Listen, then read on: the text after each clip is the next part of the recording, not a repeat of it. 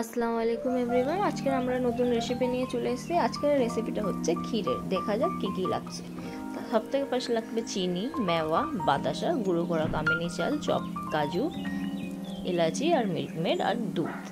প্রথম ঠান্ডা দুধের মধ্যে আমরা মিল্কমেডগুলো পুরো দিয়ে দেবো, দেওয়ার পর বাতাসা দিয়ে দেবো, গুঁড়ো করা কামিনী চাল দিয়ে দেবো, তারপরে আমরা দিয়ে দেবো চপ করা কাজু বাদামগুলো, তারপর আমরা দেবো চিনিটা নিজের নিজের মতন আপনারা যেইভাবে মিষ্টি খান সেই হিসাবে পরিমাণ মতনই দেবেন। দেন আমরা এর মধ্যে এলাচিটা দিয়ে এবার গ্যাসটা চালু করে এর উপরে আমরা এটাকে বসিয়ে দেবো। আর আপনাদের একটা জিনিস ধ্যান রাখতে হবে, গ্যাসের যে ফ্লেমটা একদমই লো থাকবে, না হাই না একদমই লো, মিডিয়াম ফ্লেমে রেখে আপনারা এটাকে সমানে আপনাকে নাড়াচাড়া করতে হবে।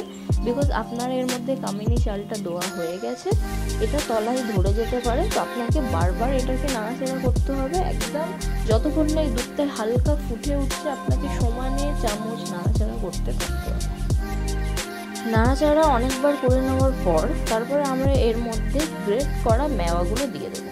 গ্রেট করা মেওয়া দেওয়ার পরে আপনাকে সমানে এটাকে নাড়াচাড়া, গ্রেট করা মেওয়া দেওয়ার পর আবারও এটাকে আমরা সেমভাবে নাড়াচাড়া করে নেবো। একদম ফ্লেমটাকে লোই রাখবেন, বিকজ এখন আমরা মেওয়াটা দিয়ে দিয়েছি, তো ফ্লেমটা লো রেখে আপনারা এটাকে সমানে নাড়াচাড়া করুন। দেখুন নাড়াচাড়া করতে করতে এবার এটাকে ফুটে উঠবে। ঠিক এইভাবে যখন আমাদের এই দুধটা পুরো ফুটে উঠবে, তারপরে হালকাভাবে আমরা এটাকে নাড়াচাড়া করে একবার চেক করে নেবো যে তলায় আমাদের যে চালটা আছে ওই চালের যে অংশগুলো গলে গেছে। দেখুন এইভাবে ঠিক গাঢ় হবে। তারপর আমরা এটাকে নামিয়ে নেবো। নামিয়ে নিয়ে আমরা একটা পাত্রের মধ্যে এটা ঢেলে তারপর ওপর থেকে আমরা মেওয়া গ্রেট করে নেবো। আমাদের মিষ্টি ক্ষীর একেবারেই রেডি আছে। আপনারাও এটা বাড়িতে ট্রাই করবেন। অবশ্যই কমেন্ট সেকশনে জানাবেন, লাইক সাবস্ক্রাইব করতে একদমই ভুলবেন না।